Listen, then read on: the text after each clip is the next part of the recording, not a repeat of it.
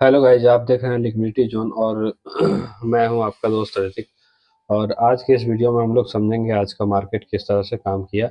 यह जो video series है अपना 8 पीएम मार्केट एनालिसिस, मतलब कि 8 बजे रात में हम लोग पोस्ट मार्केट एनालिसिस वीडियो लेके आते हैं, क्योंकि हम लोग फ्यूचर का कुछ डिस्कस नहीं कर सकते हैं। एज पर सेबी का रेगुलेशन है कि आप फ्यूचर के बारे में कुछ नहीं डिस्कस कर तो सकते हैं, लेकिन जो पीछे का चार्ट है, जो पीछे का प्राइजेक्शन है, उसको आप बता सकते हैं अपने यूट्यूब चैनल वगैरह पे। तो आज का जो मार्केट है कहीं इस रेंज में ओपन होता है, आप लोग देख सकते हैं 25,320-25 के आसपास की इधर इसी रेंज में इसका ओपनिंग होता है। और ओपनिंग होने के बाद जो है कि मार्केट एक बार नीचे आता है ये 25,270 के आसपास। और इसके बाद हम लोग क्या करते हैं कि ट्रेड फाइंड आउट करने के लिए एक हायर टाइम फ्रेम पे जब स्विच करते हैं अपने आप को 1 आवर पे, तो 1 आवर के टाइम फ्रेम पे आप देख सकते हैं 25,288 के आसपास अपने को एक सपोर्ट कह सकते हैं वो दिखाई दिया। उसके बाद उसके नीचे का जो सपोर्ट दिखाई दिया, वो नीचे का सपोर्ट था 25,214 का, और उसके नीचे अगर और हम आए तो 25,134 का सपोर्ट दिखा, और उसके नीचे अपने को ये 25,000 क्या है 60 यानी कि 25,025 के आसपास क्या है कि एक सपोर्ट अपने को दिखाई देता है इस लेवल के हिसाब से। ठीक है, ये सपोर्ट इस लेवल के हिसाब से दिखाई देता है, इसके हिसाब से ये सपोर्ट दिखाई देता है। मतलब कि आपको क्या करना होता है कि सुबह सुबह मार्केट में जहां मार्केट ओपन होता है उसके हिसाब से एक support and resistance find out करना होता है। जैसे मार्केट अगर 25,300 के आसपास ओपनिंग दे रहा है, तो ऊपर कौन से लेवल से मार्केट गिरता हुआ दिखाई देगा, या फिर ऊपर का कौन सा लेवल है जो उसके लिए रेजिस्टेंस के रूप में काम करेगा, एज अ रेजिस्टेंस वर्क करेगा, वो आपको फाइंड आउट करना पड़ता है हायर टाइम फ्रेम पे। उसके बाद हम लोग क्या करते हैं कि 5 मिनट टाइम फ्रेम पे जब आज हम लोग स्विच करते हैं, तो अपने को क्या पता चलता है कि मार्केट किधर इस जोन में है। ठीक है, इस जोन में कहीं पे खड़ा है। तो इसमें क्या करेंगे हम कि जिस तरह से लेवल्स का यूज होते जाएगा उस तरह से हम लोग डिलीट करते जाएंगे। तो ये जो लेवल है आप देख सकते हैं, ये वाला जो ग्रीन बॉक्स हमने बना रखा है, ये क्या है कि एक इंपॉर्टेंट सपोर्ट लेवल है मार्केट का, उसके नीचे ये ग्रीन बॉक्स है। ये ग्रीन बॉक्स इसलिए बनाया गया है कि ये इस जोन में जो है कि बायर एक्टिव है। आप देख सकते हैं यहाँ पे जिस तरह से ये कैंडल नीचे आया ऊपर गया, फिर उसके बाद यहाँ से जिस तरह से कंसोलिडेशन हुआ, वायर्स इस तरह से इस जगह पे बाई करना पसंद किए, यानी कि ये वायर का जोन है। तो वायर का जोन जहां होता है उसके जस्ट नीचे क्या है कि लिक्विडिटी होता है। लिक्विडिटी होता है किसके लिए? बिग जो प्लेयर्स हैं, एसएमसी है, इंस्टीट्यूशन है, उनके लिए। तो आप देख सकते हैं कि ये कैंडल जिस तरह से ऊपर गया, उसके बाद हम लोग अगर इस कैंडल को ब्रेकआउट कैंडल कंसिडर करें, जो कि है 25,288, यानी 25,230 का जो सपोर्ट है उसके उसके ऊपर जाके ये कैंडल क्लोज किया, ये वाला। उसके बाद इसका जब हाई ट्रेड होता है तो हमें क्या पता चलता है कि एक तरह का क्या है कि बुलिश कन्फर्मेशन हो चुका है। ठीक है, यानी कि मार्केट यहाँ से ऊपर जाना पसंद करता है। तो इस कारण हम लोग क्या करते हैं, लॉन्ग करते हैं। लॉन्ग करने का क्या रीजन था? लॉन्ग करने का 3 रीजन था। एक रीजन था कि ये जो है कि वायर का जोन है, जो हमने ये बॉक्स बना रखा है, तो वायर के जोन से मार्केट क्या करता है कि अपने इंपॉर्टेंट सपोर्ट लेवल 25,288 के ऊपर जाके क्लोजिंग देता है। और क्लोजिंग देने के बाद जो तीसरा कंफर्मेशन है कि जो ब्रेकआउट कैंडल था उसका हाई ट्रेड हो गया। जैसे ही हाई ट्रेड हो गया तो हमें कंफर्मेशन क्या मिलता है कि आप यहाँ से लॉन्ग हो सकते हैं। तो इस कारण से हमने पहला अपना जो ट्रेड था वो लॉन्ग प्लान किया था, वो लगभग 9:25 के आसपास।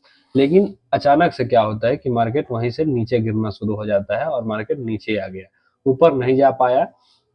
नीचे अपना स्टॉप लॉस जो था, आप अब इसको हम बताएं कि ये स्टॉप लॉस क्यों था यहाँ पे 75 पॉइंट का। आप कहेंगे कि ये 75 पॉइंट का एसएल बहुत बड़ा हो जाता है।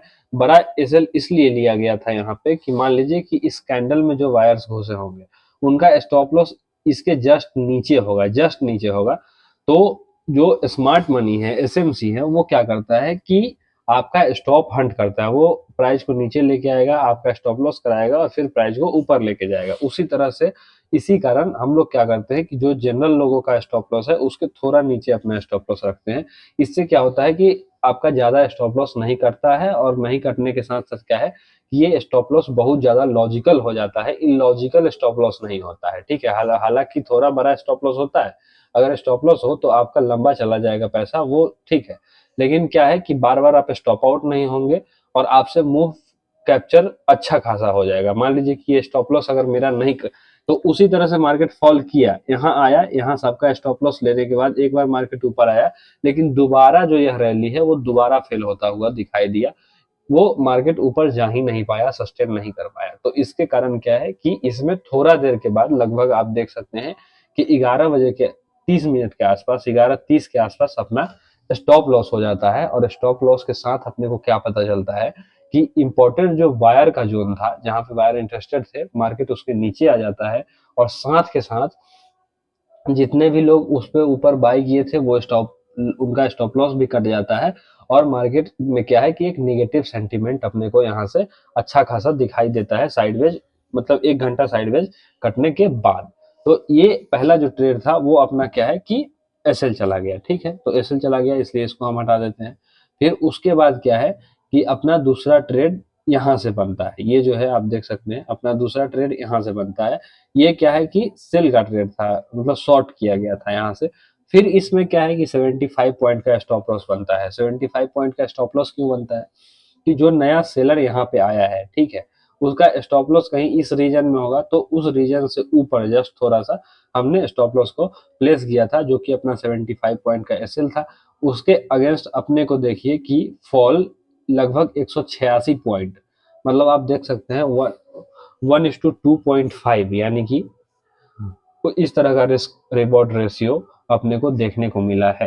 हालांकि अपना उधर अगर स्टॉप लॉस देखें तो थोड़ा बड़ा हो गया था, लेकिन उसके अपेक्षा अगर हम लोग ये देखें रिवॉर्ड जो बाद में मार्केट दिया, तो उसके हिसाब से ये जो रिस्क रिवॉर्ड है वो बहुत अच्छा हो गया था। तो ये था अपना निफ्टी पे अपडेट, आज का निफ्टी का ये ट्रेड था। और इसमें हम लोग समझाने का आपको कोशिश की कि इस ट्रेड का क्या लॉजिक था और क्यों लिया गया था ट्रेड, और किस तरह से हमने आज के मार्केट को डील किया। इसके बाद हम लोग देखेंगे अपना जो स्टॉक्स है, तो अपने पास ले दे के 3-4 स्टॉक्स हैं, आप लोग को पता ही होगा।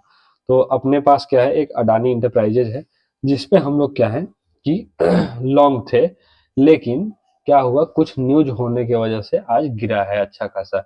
इसमें हम लोग शायद स्टॉप लॉस हो चुके हैं, बिल्कुल हो चुके हैं गाइज। ये 10% का जो सडन फॉल है वो अब किस कारण आया है, क्यों आया है, ये अपने को नहीं पता है। ठीक है, कल हम इस पे अपडेट दिए थे कि हम लोग क्या है कि लॉन्ग करेंगे। लॉन्ग इसलिए करेंगे कि यहाँ पे एक ग्रीन कैंडल का फॉर्मेशन हुआ था, इसमें लॉन्ग किए थे हम लोग, या फिर किसी और में लॉन्ग किए थे। हाँ, इसी में लॉन्ग किए थे गाइज, क्योंकि ये जो है डेली टाइम फ्रेम पे अगर हम लोग देखें तो डेली टाइम फ्रेम पे एक अच्छा खासा बुलिश कैंडल का कल फॉर्मेशन हुआ था। लेकिन अब ये जो है कि वीकली सपोर्ट जो था 2007 का, 2007 का जो वीकली सपोर्ट था, उसको मार्केट तोड़ दिया है और हम लोग को स्टॉप लॉस कर दिया है, स्टॉप आउट कर दिया है।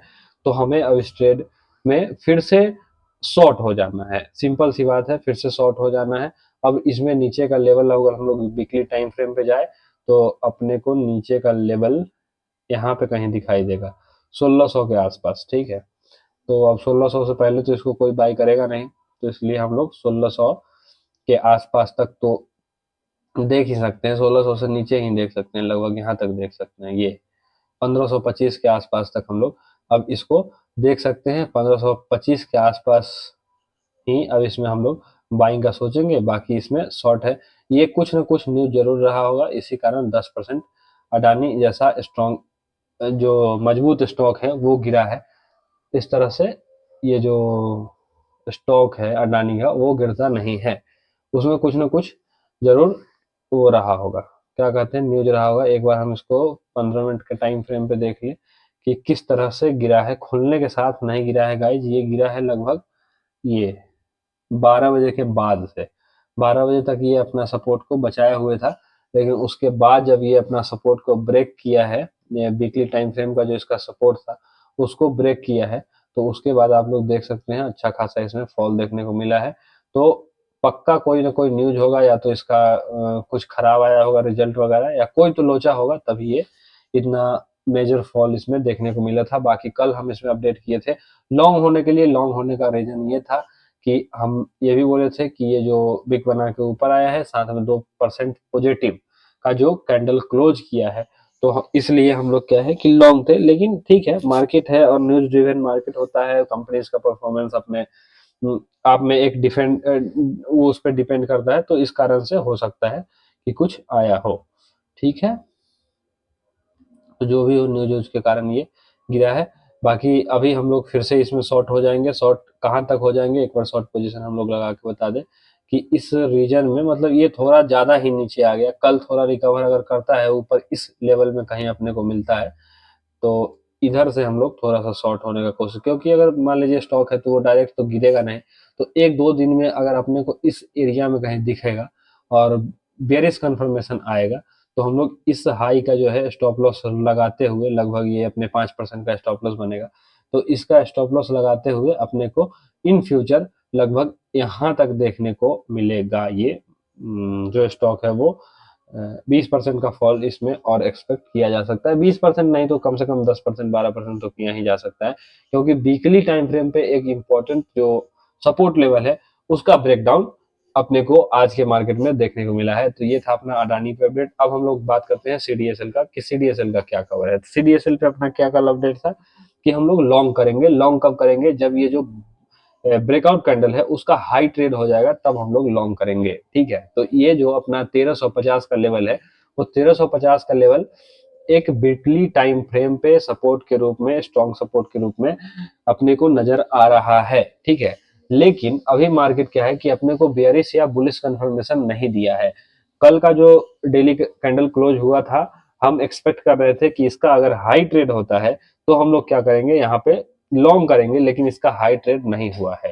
ठीक है, उसके बाद जो ब्रेकडाउन कैंडल है उसका लो ट्रेड हो चुका है, ये भी कह सकते हैं, नहीं भी हुआ है, लेकिन हम लोग एक दो दिन और वेट कर लेंगे। एक दो मार्केट के बाद फाइनली ये जो लो है ये ट्रेड हो जाता है, यानी 1311 वाला जो लो है वो अगर ट्रेड हो जाता है, तो हम लोग यहाँ पे क्या है कि शॉर्ट हो सकते हैं लंबे समय के लिए।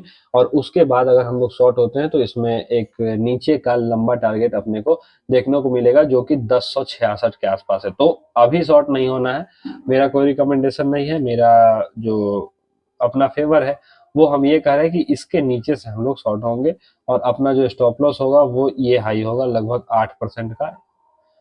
ठीक है, और इसमें जो है नीचे का क्या है कि जो फॉल होगा, नीचे जो हम लोग एक्सपेक्ट करेंगे वो लगभग ये 17% 1:2 को हम लोग एक्सपेक्ट करके इसमें चल सकते हैं, लेकिन कंडीशन है कि इसका लो ट्रेड हो जाएगा तभी, अभी नहीं। ठीक है, इसके बाद हम लोग देखते हैं अपना तीसरा स्टॉक है एंजल वन। तो एंजल वन में हम लोग लंबे समय से शॉर्ट है।